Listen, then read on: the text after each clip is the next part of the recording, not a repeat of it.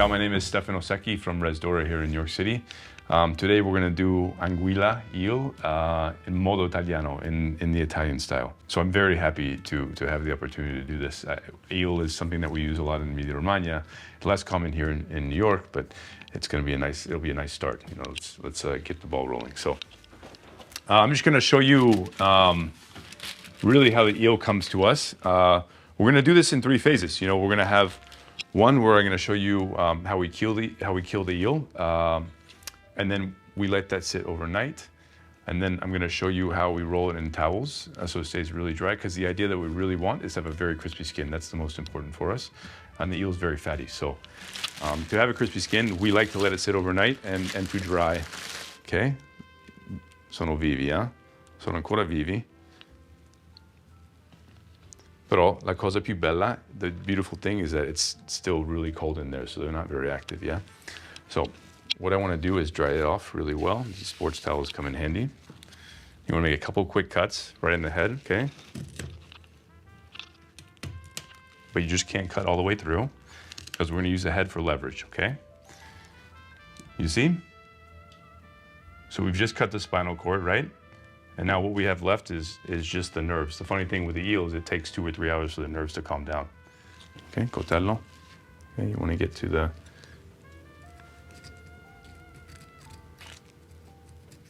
Remove all...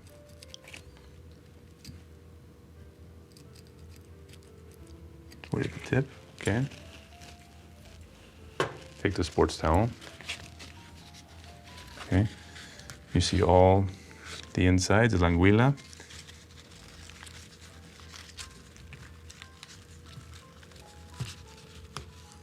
It's still nice and really, really fresh. Okay.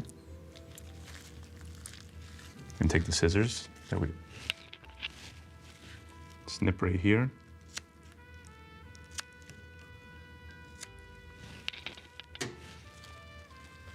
Then we're going to pull off, okay? If you need another sports towel just to clean up a little bit.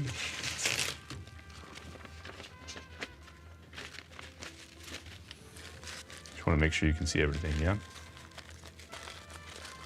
Any little leftover. Okay. Okay.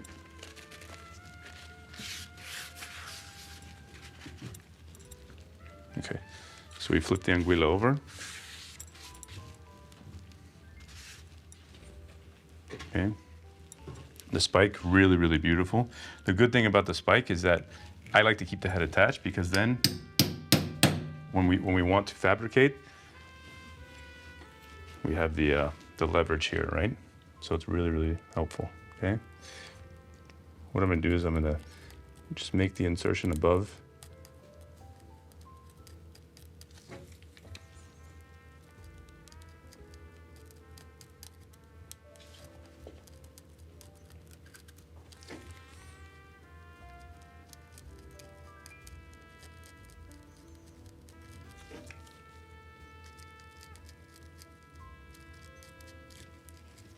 Okay, so again, you have to keep washing the knife. I'm gonna take a sports towel now.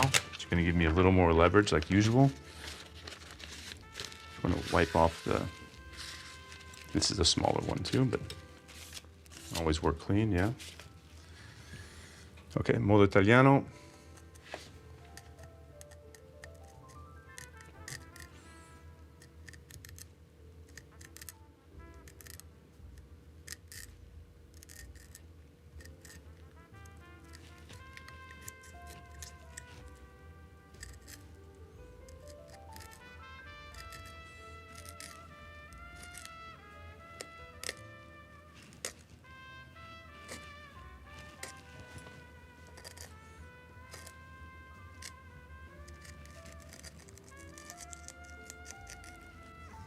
Okay, so we're gonna lay this flat right here.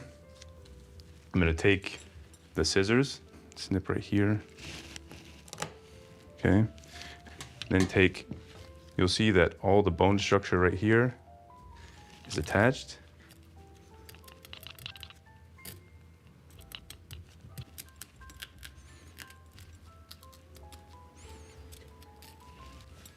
And then round 2 right here.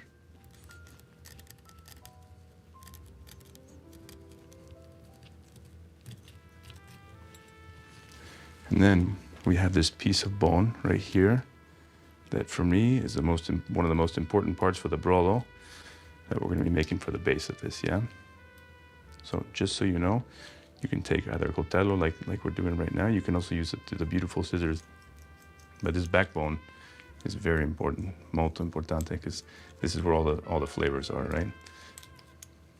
Take the scissors that we talked about and just cut across, okay? And this is why I have chef on these, because this for me is invaluable, these scissors.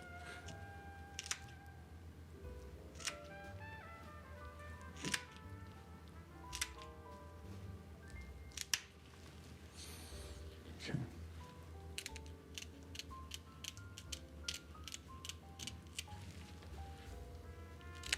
Okay, so this is gonna be roasted, okay? Here's your anguilla. If you need to clean up at all, like just grab another sports towel like we talked about. Any type of issue, okay? And you've removed all the bones, okay?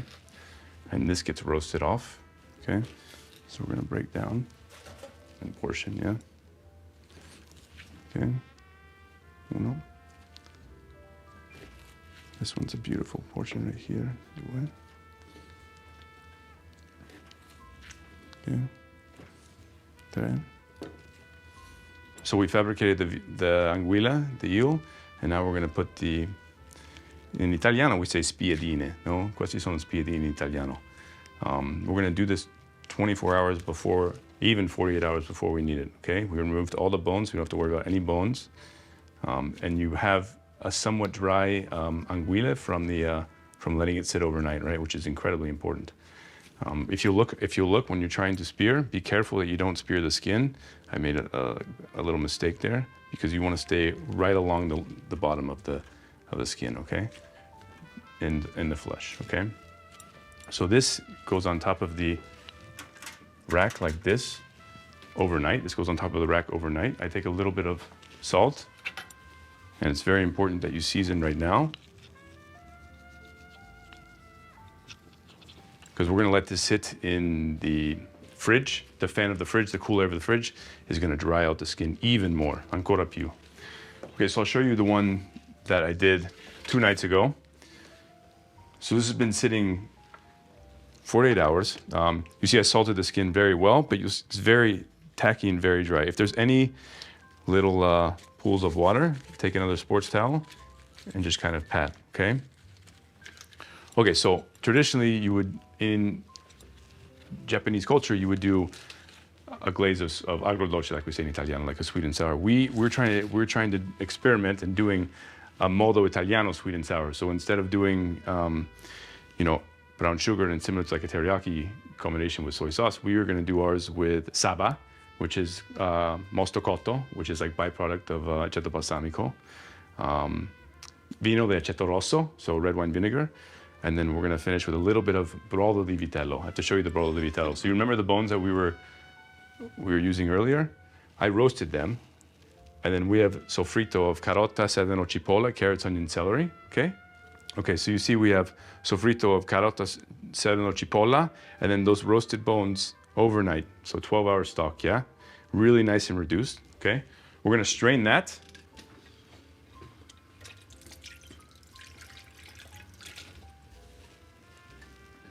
Okay, I'm just gonna push through just a small amount. Okay, and you have the brodo di anguilla, which is incredible, full of flavor. We're gonna bring over, so we have the saba, which will be part of the aceto balsamico making process. It's mosto cotto, like we say, cooked grape must. This is gonna be the very sweet part.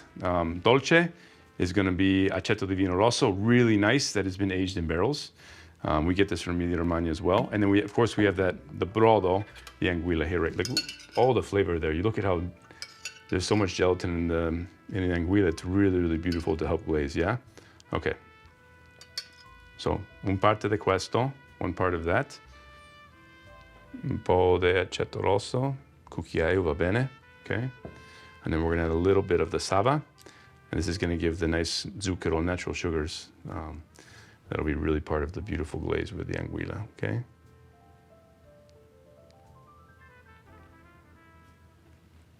Allora, lo metto un po' di sale del mare. I'm going to put a little bit of sea salt. Okay.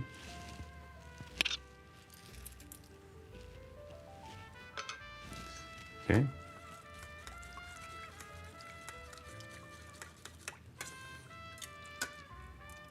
Okay, once this hits the fire and starts glazing and caramelizing, and tanta roba, it's gonna be really beautiful. Make sure you taste our seasoning. Bueno, needs a little more salt. Okay, so now I have the brush that's gonna glaze. Okay, I'm gonna put all the rest of the ingredients off to the side, and let's talk about the Binchotan. So I'm gonna put the very, very hot Binchotan right in the grill, okay? And we don't have to put the guide up because we're gonna try and grill right on top, okay? And the idea is that you know it's ready when it's white. Guarda che colore. It's a really beautiful color, okay? I just put my hand over slightly to make sure that we're where we should be, okay? Just gonna lower the heat real quick. Okay, so let's take the anguilla. We want to be skin side down, remember what we talked about? Okay, right on top of the direct heat, yeah? It's gonna start curling up, and I'm gonna take the, dobbiamo pintare, and you're gonna start smelling like an incredible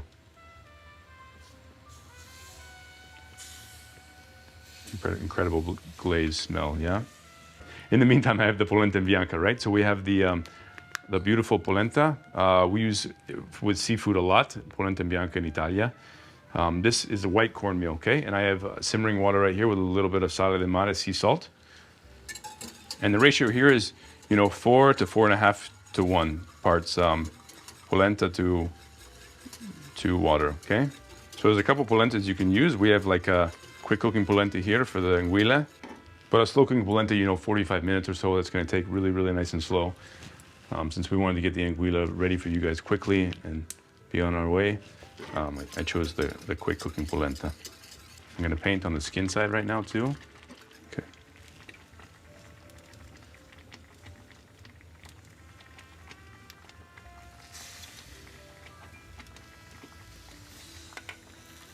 Polenta you can use even more. If you want to use brodo di anguilla, you can do that too, the same brodo that we had left over. I like to just use water and a little bit of sea salt. And we're going to finish with extra virgin olive oil. And you have that just very clean corn flavor. That's very classical with seafood for us, yeah? We just have to continue to stir. Okay, let's take a look again at the anguilla. Mamma mia. Okay. Do one more glaze again. And then right now with this last glaze, I'm gonna take some sale del mare, finishing salt, okay?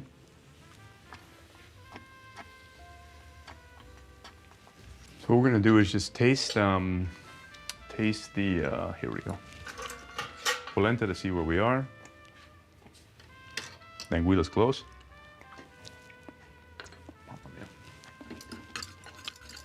It's so simple, it's just water and salt and really amazing cornmeal, right? And then finish with some extra virgin olive oil. It's like, ciao. Okay, so we're gonna let this sit. Like we say in Italiano, to riposare for un po', just to rest for a little bit. The polenta is ready to go. We have the anguilla there, okay? Let's put everything together. We're gonna finish up the dish, yeah? The anguilla is just there. The polenta has been resting for about 2 minutes. It's ready to go too. Okay, I'm gonna pull it off the grill, bring it over, okay? And then we're gonna do a little bit of a Saba decoration, just like it would be like an eel, right? So just, okay. Take the polenta that you've made.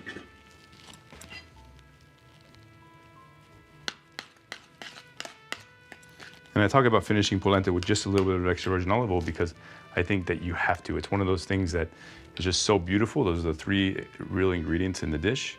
And per me è buonissimo. For me, it's something that's so beautiful, yeah? You'll be able to smell. Can you smell? Okay. Okay.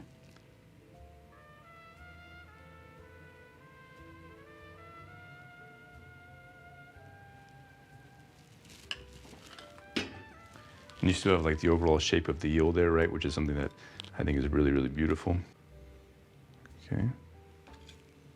Be very delicate. Okay. Some cardi ancora, it's still very hot. Okay. Okay, l'anguilla. In Italia, we use gremolata or samorillo. Samorillo mostly for seafood. So we have samorillo here with just prezzemolo, a little bit of parsley, lemon, and extra virgin olive oil. So you have the condimento of that with the saba. And I'm gonna take the powder of the same parsley that we make, just slowly around the dish for a little bit of a... So there we have it. We have the anguilla in modo Italiano. Sweet and sour, agrodolce on top, polenta bianca. And I mean, I've been waiting for this the whole time, to be honest with you. When we're working together, it's like, you get hungry, right? I mean, I don't know of anything more delicious than polenta bianca with seafood. And then with the gremolata, l'anguilla, you see like the skin, can you hear? It's like, tanta roba.